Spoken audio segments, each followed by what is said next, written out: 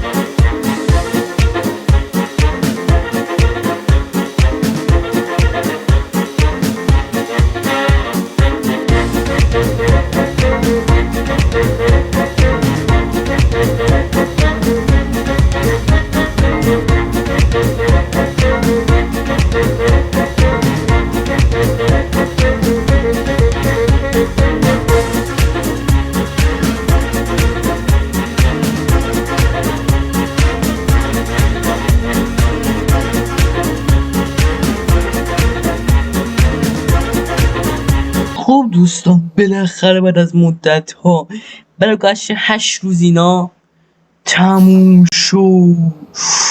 ولی خدا که با ریپلی آخر حال کردید چقدر خوب بودش. خیلی با سعی زحمت کشیدم. نگاه کنید صندلی، لوگو، ساعت و شبیه بارن مونیخ شده. اگه احساس کنید اینجا نوشته فیفا که مربوط به بازی فیفا هستش. اینجا پارکینگ، اینجا هم ورودیش و اینا که طبقا زمین و سالن تور و کف و صندلی و این چیزاست. بریم یک چند تا باید پشت برج ایفل ساختیم اصلا حالا اینم پروژکتوراشه و خلاصه من لذت برده باشی. خواستم بچه ها خیلی دقیقه چند روز که این مدت ویدیو نشته بودم این بودش که درگاه ساخته این بودم دیگه. لایک کامنت فراموش نشه تا ویدیو بعدی. فعلا پیس اوت.